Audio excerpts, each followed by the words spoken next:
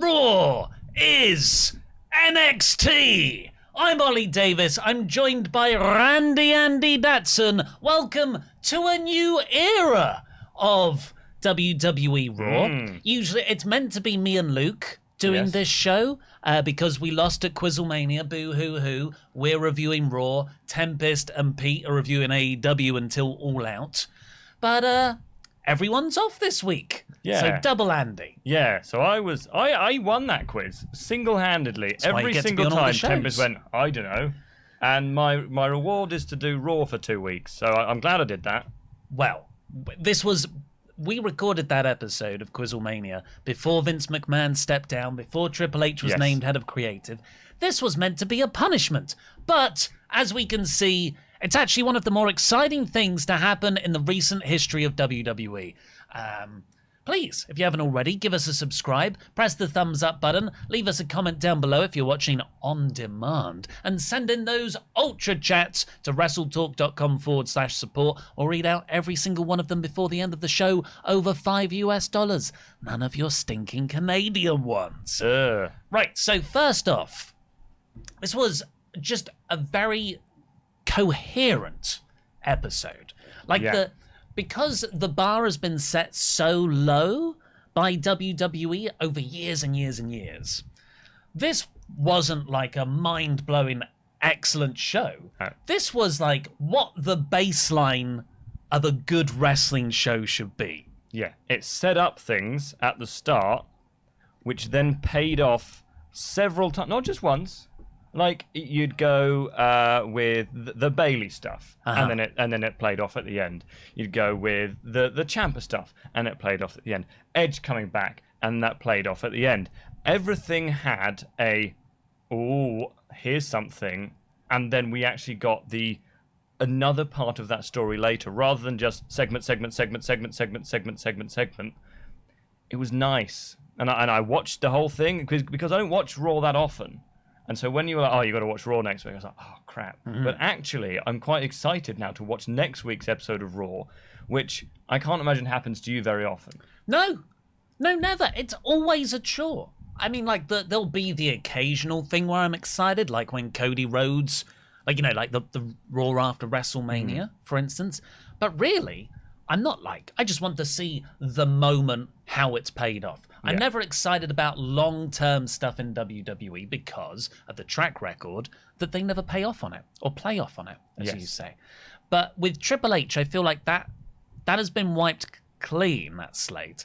And it might also end up rubbish. Yes. In a month's time, they might not revisit any of the things they've set up. This is the problem, is that are we just so excited about the possibility of something different that we're like, oh my god, this is the best. Like anything could have been on this show and have gone, oh, it's so much better. Yes, but there's nothing wrong with that. No. But what I'm saying is, are we going to be like this for a month and then go, oh, it actually is the same as it was before, and it was that 1 week where we were like, oh, great, but actually it's pretty much the same thing. It is certainly a possibility, but the exciting thing right now is that we don't know. So we can dare to dream, and that's what a lot of the excitement is for, particularly So this episode was constructed in a way. Usually 3 hours of Raw is a slapdash smorgasbord of unconnected, meaningless moments. Here's some 24/7 title stuff. Here's Veer. Here's a 15-minute promo which says nothing, which leads into a DQ finish match. Yeah. Nonsense. This whole 3 hour... There were only 4 stories on this whole 3-hour episode. You had the women's division stuff, all interwoven with each other. The US title stuff. You had Seth Rollins, Riddle, Street Profits, and then you had the Mysterios Judgment Day saga. That was all that happened on this show, and it just was such a breath of fresh air to let those things breathe. Yeah, no, I genuinely sat down to watch it this morning thinking a bit sort of, okay, here we go, I'll watch Raw, and then it'll be whatever. But by sort of You weren't excited? I was excited, like genuinely, and now this hasn't happened in a long time. I turned off notifications for like WrestleTalk.com, great website, last night, because I was so sure that something big was going to happen. And it didn't, but I was that excited or that interested that I didn't want to wake up, look at my phone and go, oh, Sasha and Naomi are back. And then basically watch the show going, any minute now. Oh, there they are. Yeah. Like, I was actually excited to watch the show. And so, yeah, waking up in the morning, I was tired. But within 10 to 15 minutes, I already was much happier. And pretty much the first hour, because we were watching it on a stream without adverts, I don't know whether they did this, but there was a report from WrestleVotes, which was like, USA was saying you can have the first hour without adverts if you would like it. No ads in the first hour. Yeah, that's what happened. And that was great because there are too many adverts generally on television, but American television in particular. I don't know if you ever watched an episode of Jeopardy, but it is here's a question and here's a 5-minute ad break. And so to have that was really pleasant. And there were 3 matches in the first hour of Raw, which probably has never happened before. It probably, but not to this extent. No. The good ones as well. What WWE have done under Triple H's guidance is they don't have a world champion, really, on Raw. Both belts are on Roman Reigns. He doesn't show up a great deal. So, smartly, and this is what I thought they were going to do back at WrestleMania when they got themselves in this situation, raise a secondary or mid-card title to fill its place. Yeah. And this is the first proper episode, I would say, of the Triple H era, and that is immediately what he did with the women's division, which we'll talk about later, and the US title. Yes. Who would have thought that I would be so excited for the United States Championship? Well, it's also on someone perfect right now because Bobby Lashley has been WWE Champion twice in the last year. So to have him as the guy who's holding your belt as well, if it had been Theory, I feel like this would have been much harder to play off. Yeah. But because it's Bobby Lashley and because it actually now feels like that's going to be really hard to get off him. Very weirdly absent from this show. Yeah, so apparently he had some personal issues. Yeah, his uncle passed yesterday, I believe. He posted about it on Instagram. So I don't know whether that's why it is, but it seems to be that the kind of those things lined up. I imagine there were some plans for him, but they didn't get to do it. So what happened on the show with the US title was 2 3-ways. The winners of the 3-ways would face in sort of the second hour main event. With the winner of that getting to face Bobby Lashley for the title next week. Yeah. So already you're like, oh my God, you're setting up stuff for later. You're setting up stuff for next week. Yeah. The 2 3-ways were Ali versus The Miz versus AJ Styles, which was terrific. It was the first time in so long that I went, oh man, The Miz. Yeah. Because the other guys are so good and they didn't do anything. There were a couple of spots in there, especially the finish, which was so cool, and that the Miz was allowed to be involved in. We were like, the Miz. I mean, really, he didn't do much. Yeah, but he felt better because he was surrounded by these guys who were so excellent. It was great to see Mustafa Ali get a match.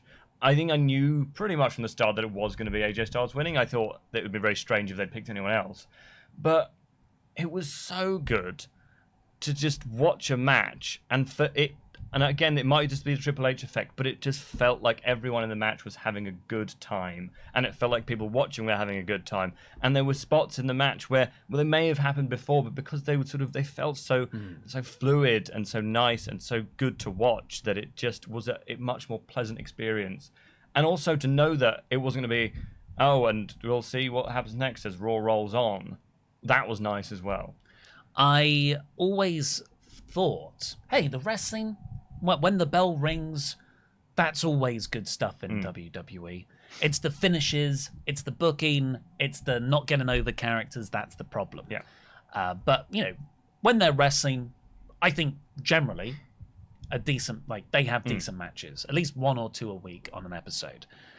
This match, which was the first match of the Triple H regime, let's say, really was a step up from the usual in-ring work. And I just, that caught me by surprise that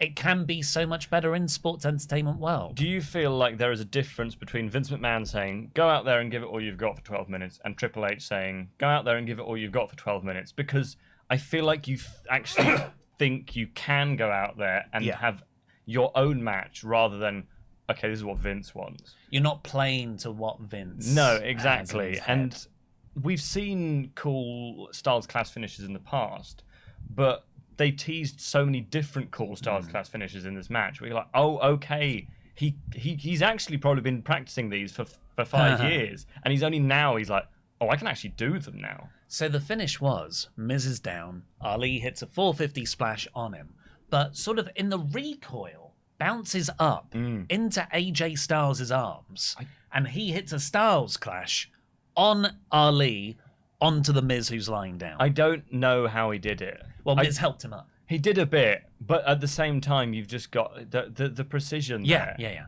I've only seen there've been a couple of Styles Clashes in the past where I've gone, okay, that was cooler, but this was really quite special. Because the Styles Clash is quite a contrived, clunky move to set up. Like, I'm going to get you up here and with your legs over my shoulder. Get your legs like that. You almost have to help the other person. Yeah. So to get in a position where you are hitting a genuine from out of nowhere Styles Clash, like it's as easy to do as a cutter. Yeah. Very impressive. Of course, AJ Styles won. Before that match started, we got a really nice video package talking up the United States title. Yeah. JBL voiced it over, all the lineage and the history. Yeah, like you say, this is going to be the main title now. But with Roman Reigns not going to be on TV much, I think Roman Reigns will probably see him in the 2 weeks. He might be on SmackDown a bit, but in the 2 weeks before Clash the Castle, you'll probably see him. But I wouldn't be surprised at all if he's not on WWE TV for the next 2 weeks. Yeah, I agree. But I love this US title video package. It's actually my favorite thing on the whole show. I loved it. It was really good. Logan Paul also got a little sort of promo in the entrances here saying he loves wrestling. He'll be back. He got cheered. He did get cheered. My brother, who is not interested in wrestling at all, like he came with me to a WWE show a few years ago because I didn't really have any friends who liked wrestling. He texted me saying, "I heard Logan Paul is annoyingly good at this wrestling stuff, but why is he the good guy?" Yes. And that, like, all he's done there is scroll Twitter and probably clicked on it and gone, oh, the comments are saying why is he not a heel? So for someone who has zero interest in wrestling to immediately go, that's weird. Like, okay, if it works, it works. But I think they are kind of standing in front of an open goal and kicking it backwards. Totally. Like Bad Bunny, you know, he came in and I was like, who's this celebrity? And then he did really well. And he's got quite an affable, nice presence about him. Logan Paul, with the utmost respect, does not have a nice presence about him. He's very smarmy looking. And yeah, you'll always be going against the grain. People did cheer him because he was so impressive. Yeah. But it works so much better if he was a heel. But yeah, probably coming back for a match at the Castle. The second three-way was later on. That was Dolph Ziggler versus Tommaso Ciampa versus Chad Gable. Not as good as the first match, but really still good. Like, it was non-stop. There wasn't a single rest hold on this episode, no lockups or tests of strength. My favorite spot in this was a Chaos Theory suplex, which Ziggler ran in and got a zigzag on. I mean, the zigzag is a silly move, but there is a way of making it look good, and this did look great. And I liked how they were using the ring as well, because there were quite a few times where I was surprised by it. Like, there were some times where I was like, okay, well, he's going to put his leg on the rope, but they actually used the ring as a prop, because sometimes you just get them having a wrestling match and you're like, okay, whatever. But it actually felt like they were being a lot more creative with just little spots, and you can do that more in a triple threat. Yeah. And Ciampa got the win. I thought a bit predictable, but not in the way that it ruined the match. It was just, I know he's feuding with Styles. It makes most sense for Ciampa I thought he would probably win, but at the same time, I wouldn't have been that surprised if it had been someone else. Yeah. Which is good. So Ciampa got the fairy tale ending on Gable to win. It cut to two guys in the crowd. I thought the crowd sucked, unfortunately. Yeah. Like, this show was too good for the crowd. It was, because there were lots of spots where I thought, oh, this is great. And I was like, oh, but it's fine. I'm not playing. My partner's still sleeping. I'm probably just not playing it very hard. And then I was like, oh, no, the crowd's just not into this. And I do, but when you look at it, it makes sense, because how many people who go to WWE shows, families, kids, are really keeping up to date with the machinations of who's in control backstage. Yeah. Very, very few, I reckon.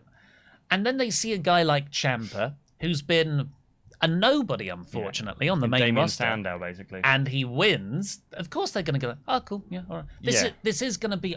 don't blame the crowd. I've seen a lot of people. It's a process. You've got to build these crowds up. You've got 2 triple threat matches and 1 main eventer out of 6 people, I would say. I mean, not that they can't be main eventers, but right now, for this crowd, which, like you say, isn't on Twitter going, oh, okay, this is all happening. They're just turning up with their kids and like a bunch of dads who probably don't watch wrestling, but they've got their kids there, and the kids just going, huh? But these aren't my favourites. Where's Roman Reigns? These aren't my toys. And that is something that I think we'll have to look out for in this Triple H era, is that, yeah, lots of guys who weren't being pushed like Ciampa before are going to get pushed, but you wonder what's going to happen to the Vince McMahon guys who, I don't know, there aren't that many sort of body guys right now, but like kind of Rick Boogs or someone like Omos. We haven't seen him for 2 weeks, and you've got to wonder whether Omos isn't long for WWE. Yeah. But it did cut to 2 guys in the crowd, which really made me laugh because everyone else was sitting down going like, oh, okay, whatever. And there are these 2 guys, big beards, metal T-shirts. Yeah! Come on! But then, of course, those 2 had the number 1 contenders match later on. Booker T came out for commentary, and I was like, this is insane. I'm enjoying Booker T on commentary. I'm not sure I ever can. I find him too annoying. He is. And he was here as well. But it was just the idea that they brought out a former US champion to be on commentary for this match. It just that extra bit of detail on the presentation. Yeah. Like it made sense, but I still find him... It'd be like if Bully Ray came on commentary. I was like, oh, you're still a bit of a knob though, aren't you? Yeah. But I think it was the right move. Yeah. Ciampa didn't get an entrance, which made me worried. Yeah, we got the end of his entrance. We got the end of his music. And I was like, oh, I mean, like maybe this is Ciampa's push that he gets. Yeah. They used all the music budget on bringing back Metalingus. Yeah. But then, really good match, I thought. AJ jumping into the jumping knee. Yeah.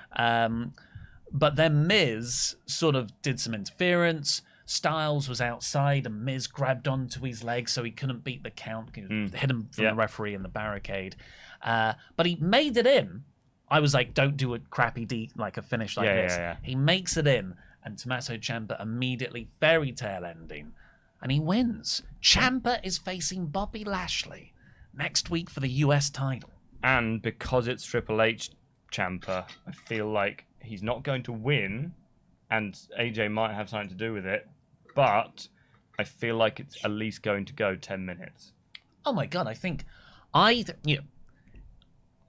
Yeah, screw it. I'm going to wildly speculate and get hopeful. I think this will be the main event. Yeah. I think it'll go like 15 minutes, and I think it will be built up all show, and I think Ciampa wins. Because of what?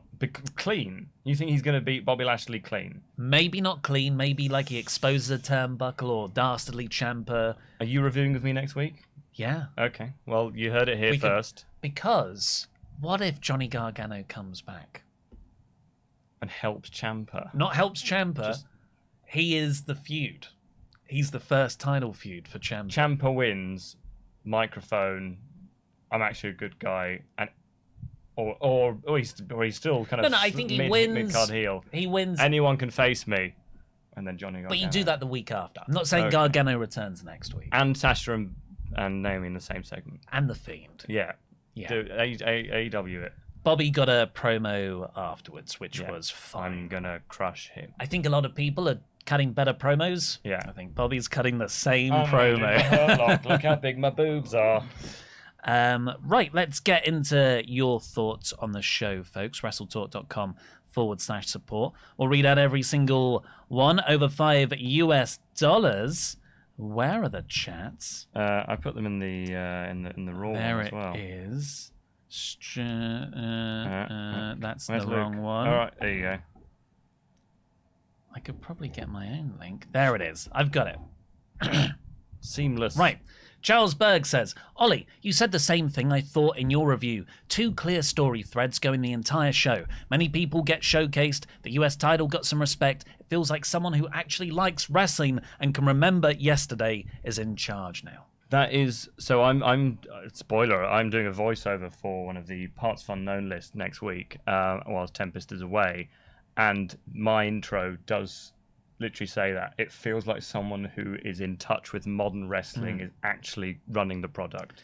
CFC Nay, hi guys, Triple H taking over WWE is not bad news for AEW. I think it's the opposite. Less talent available to be signed by Tony Khan will mean a focused product, which it hasn't been. I think AEW was at the peak of its power when it was just a small roster. Thoughts?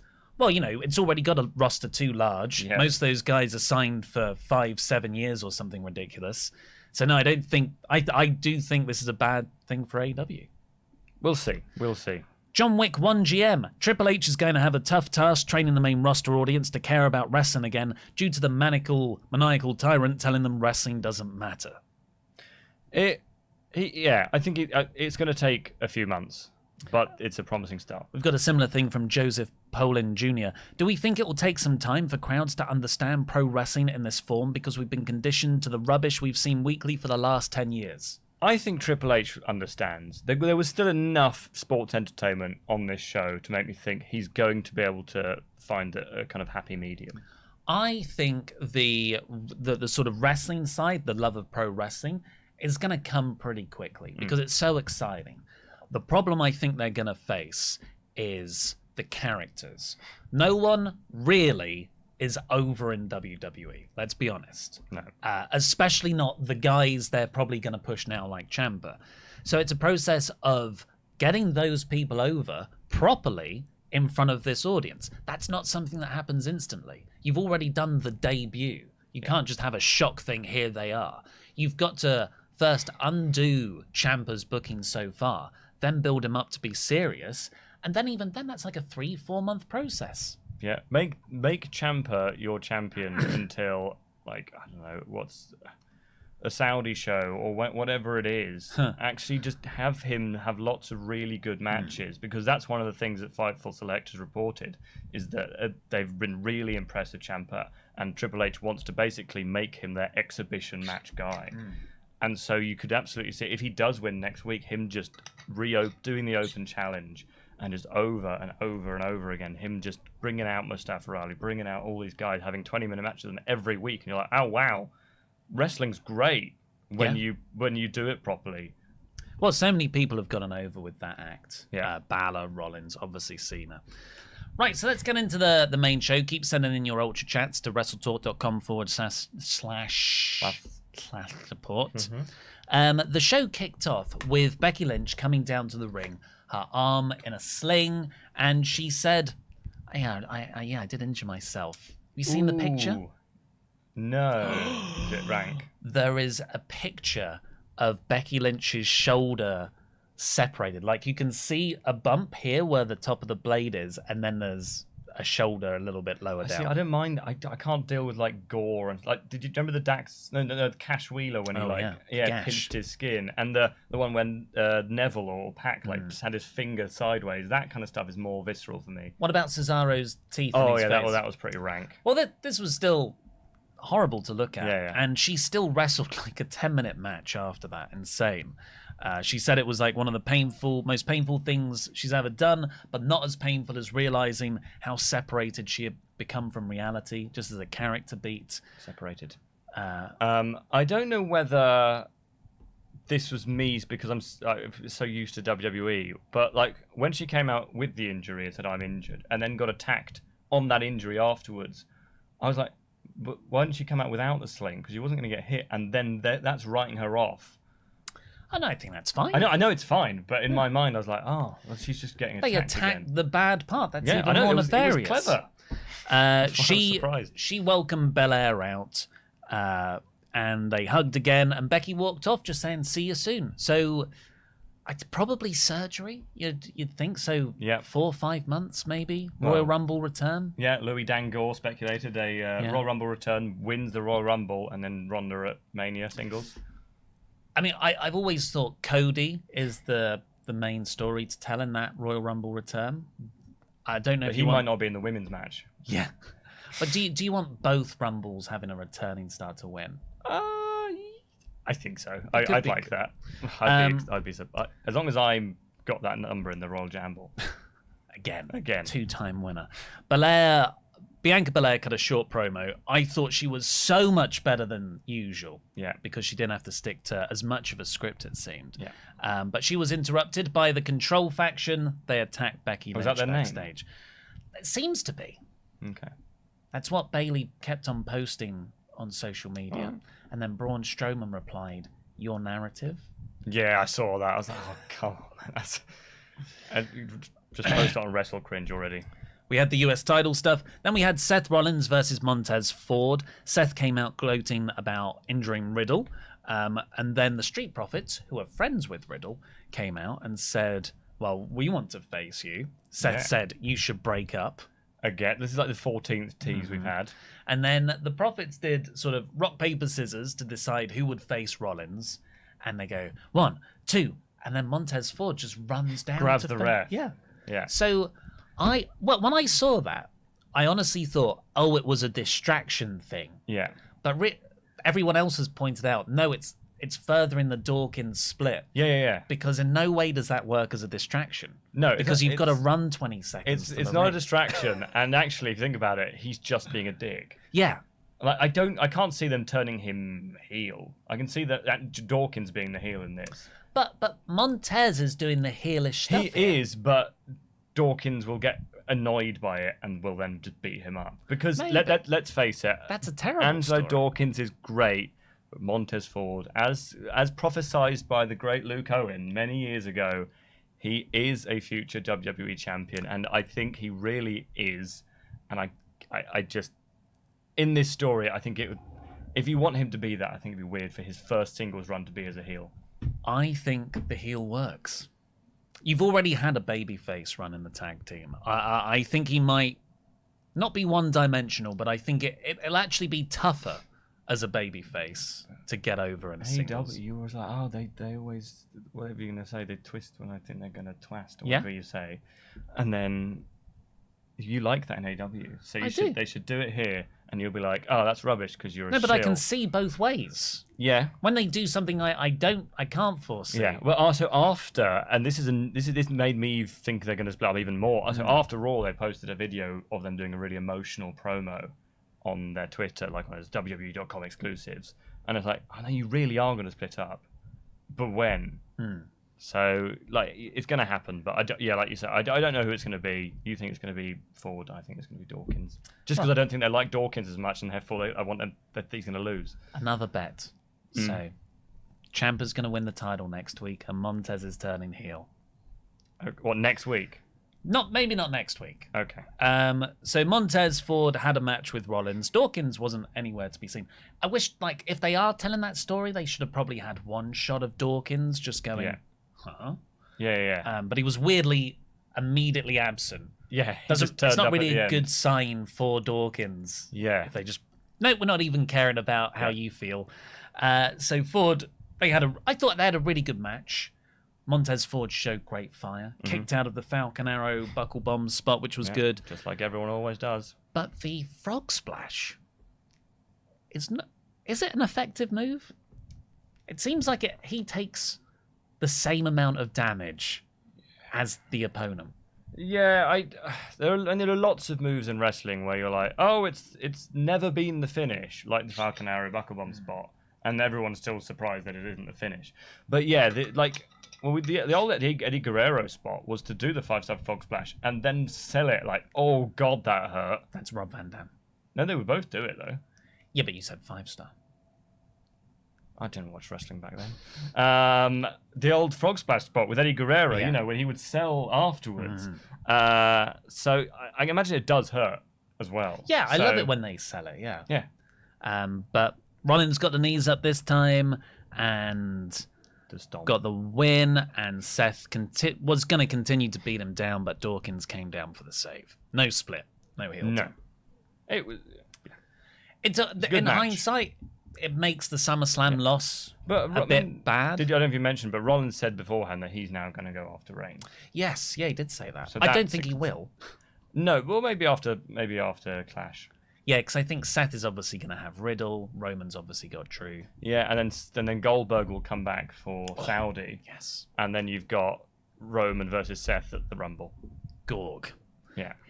After that, we got Alexa Bliss versus Asuka, and they had a babyface match where For 3 seconds. They sort of like shook hands before, but then Control, if we're calling them that, ran down and sort of beat them up, and Belair came down to even the odds, and they booked Belair versus IYO SKY tonight. Speaking of splashes, surely they were setting up for, before they were interrupted, a moonsault with a chair on her chest. Yeah. That looked like it would suck more for the person landing on the chair. IYO SKY is the person who jumped off the top of the cage with a bin. I know. So I guess she's... I don't know why I sounded so... No, guys. No, anyway. I know, but that felt like it would be like you'd land on your face. Yes. Probably good that she didn't. Yeah, but she was interrupted by Bianca and Asuka, and I thought, WWE, it's going to be a 6-woman tag. And it wasn't. Straight up singles. Yeah, a lot of fresh matches on this show. Felt really good. Then we got the second US title qualifier. Then Edge came out. With Metalingus. With Metalingus. The old entrance music was back. He got a huge pop. And he just really short, concise promo, about 2 minutes in the ring. He said, I'm going to kill what I created. I'm going to kill Judgment Day. And then he left. I was like, mwah. Perfect. This is like the Drew McIntyre promo at SummerSlam. So I do want what he's going to do. And it's over before I have a chance to get bored with it. There was no like run in. Finn Balor didn't come out and go, well, here's what I have to say to you. And Edge has to stand there like a lemon for 5 minutes. And then Damian Priest comes from behind, and then Edge has to be surprised by that. Yeah. I think it's going to take me a long time to trust the WWE, because throughout this entire promo, I was like, okay, when are they coming? Throughout the entire the previous segment, it's going to be a 6-man tag. Like, it's going to take a long time to get out of that mindset of it's Vince. Yeah. So, Mysterios cut a promo on the Usos backstage. Then we got Belair versus IYO SKY, and they sort of had an interview backstage. I hope I think it's Sarah Schreiber, the interviewer, despite Control being quite a horrid faction on this episode. So, my guests at this time. I hope the interviewers get the show a bit more moral disgust with people. Like Kayla's pretty good at it. She is. I noticed Kevin Patrick changed height about 4 times during this. With Ray, he was just a bit taller than Ray, and then he was standing next to, I can't remember who it was he was interviewing later on, but then he was the same height as them. His thighs are going to be enormous from all that squatting. This match was really good. Yeah. It went 15, almost 20 minutes, and the whole time, like you, I'm just there being like, this is IYO's first match on the main roster. She's going to lose. It's against Belair. Please do not have her lose. Like, that's the worst thing. And I was like, okay, well then don't do a DQ. Don't do a DQ either. But that's the problem, is that the entire time, again, the WWE sort of in my head is, when are Bayley and Dakota Kai coming out? Any minute now. And they did. I would almost prefer that they'd just come out with her. Well, I don't mind that they came out. I think that makes sense. And as long as it's stuff outside the ring, that's just an extra layer of intrigue. And I get that it was chaotic and the referee called a DQ, but actually, no one did anything wrong. Because the illegal people attacked each other and the legal people were attacking each other. And it was like 2 minutes of brawling before one of the illegal people actually touched one of the legal people. Referee's discretion. You can't. It is referee's discretion. Can't have people running into the ring and fighting. It was 24/7. They do it all the time. They run into a match. I think the 24/7 title's dead. Well, just I like hope the women's tag. It's in the graveyard with the women's tag. But like it felt it, but it didn't feel like a classic DQ. It was like I was almost relieved that it was a DQ because I guess Bianca could have lost via distraction, but I didn't want to see IYO SKY losing at all.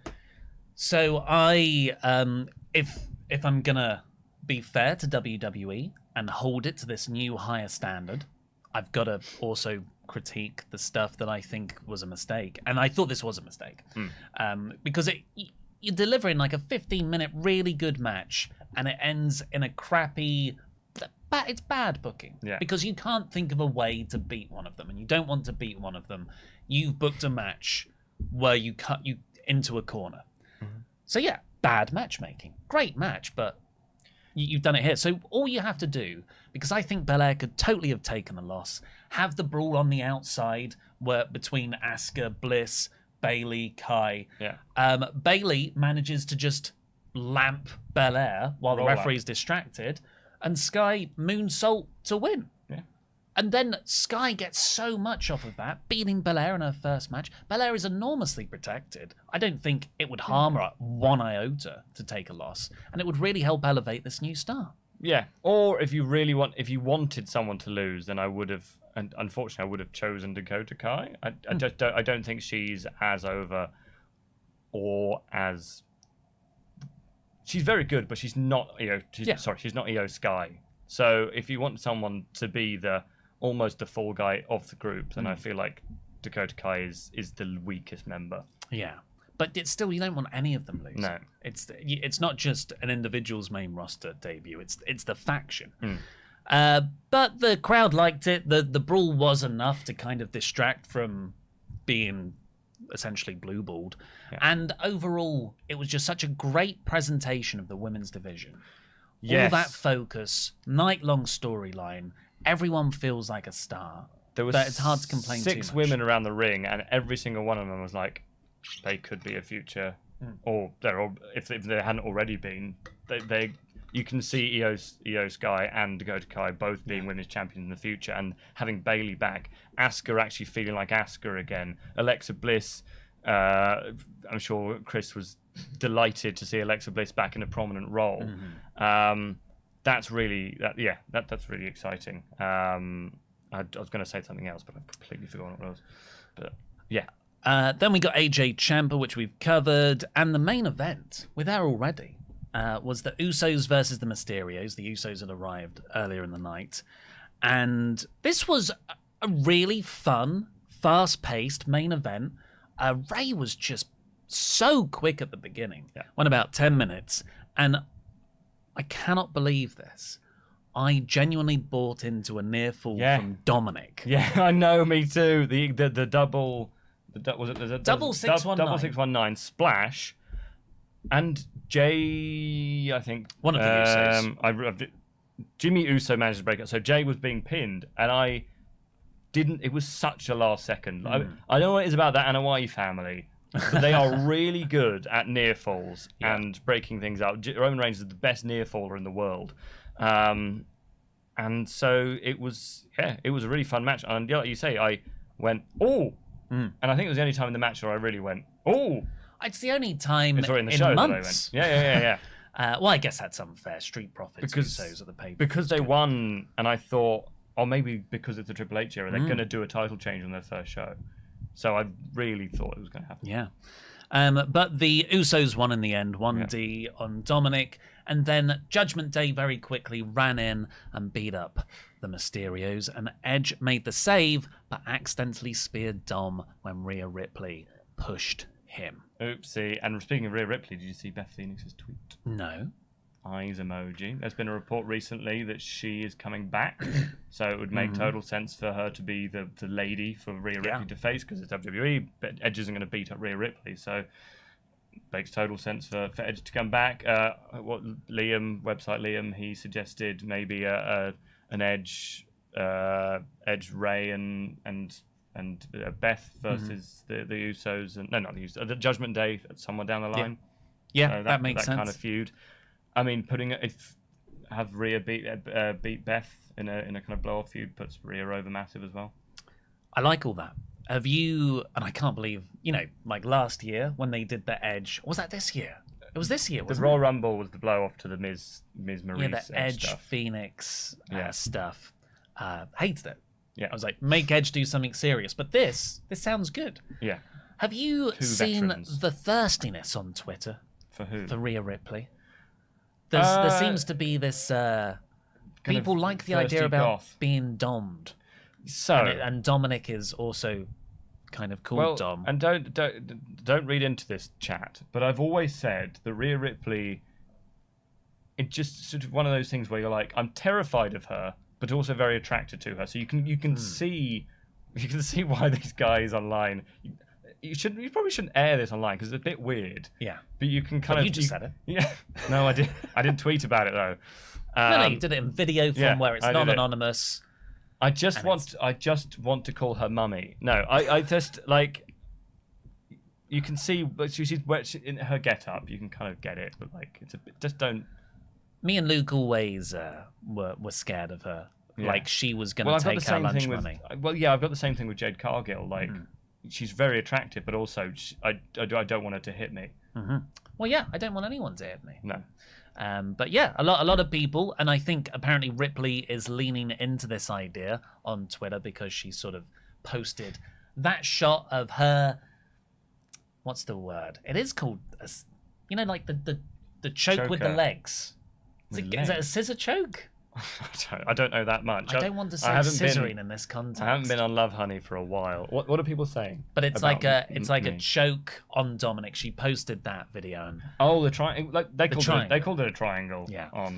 And she was like, I thought you meant the thing she was wearing around her neck. No. But yeah, a lot of people were very excited. By that. Yeah.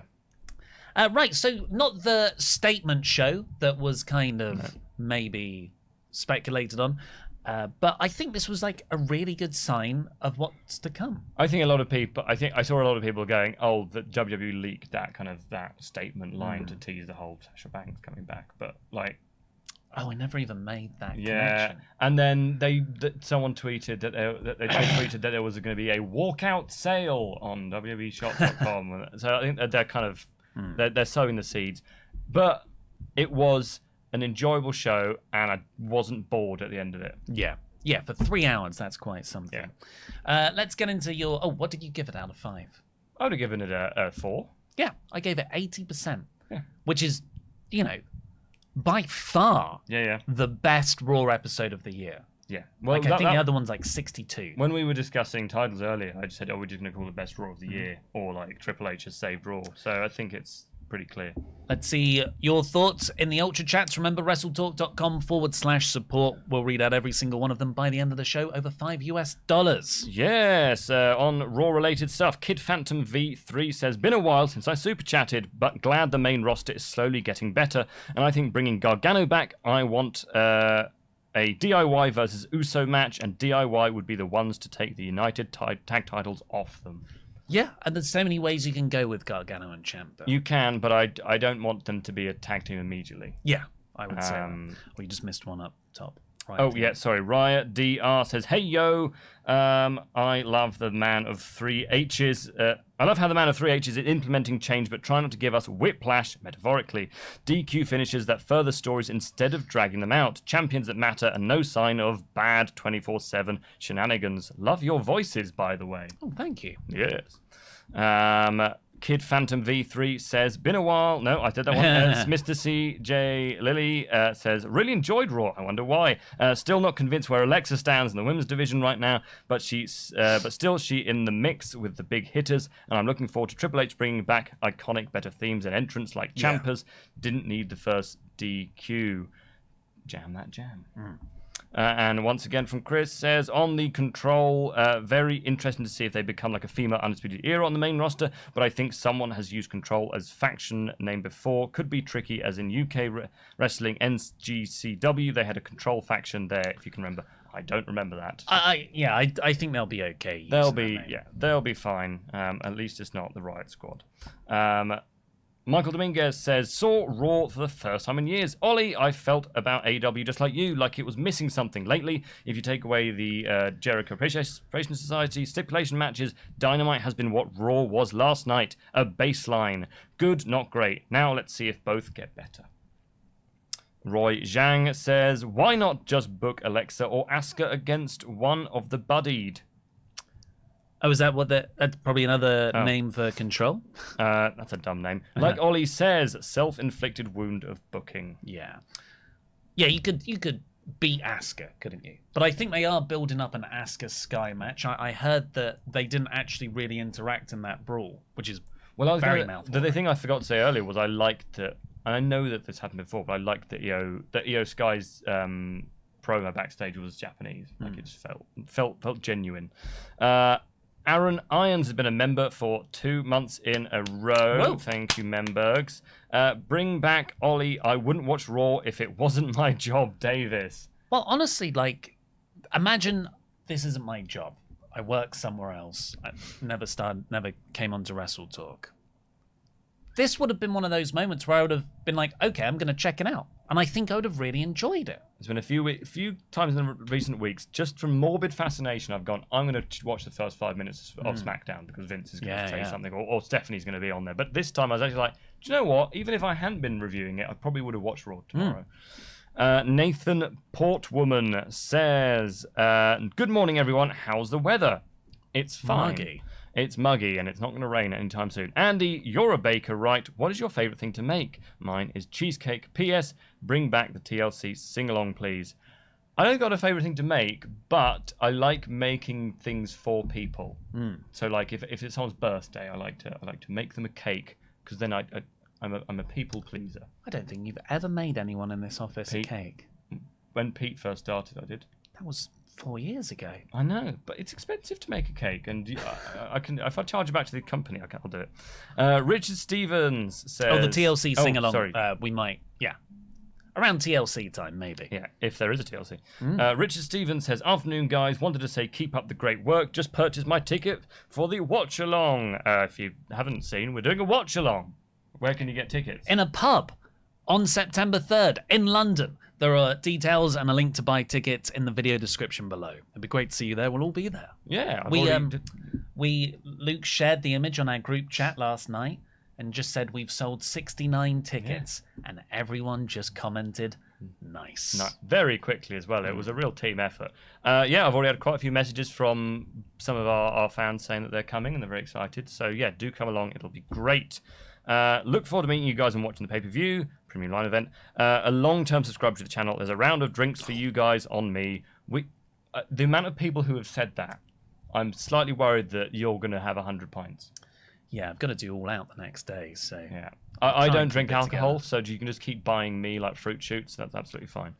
LJ Mickey says, "Hi guys, Monday night NXT was great, but what is even greater? Well, after a lengthy period of unemployment, I got a job." Oh, brilliant news. Excellent. So now I'm once again able to support my favourite wrestling lads. Jam that jam. Well, that's a lovely high note to end this optimistic podcast on. Congratulations, LJ Mickey. Start a chant. Well done, Mickey, in the comments. But for now, that's all we've got time for. Thanks for joining us today and for your lovely Ultra Chats. I've been Ollie Davis. That's been Randy Andy Datson. Jam that jam.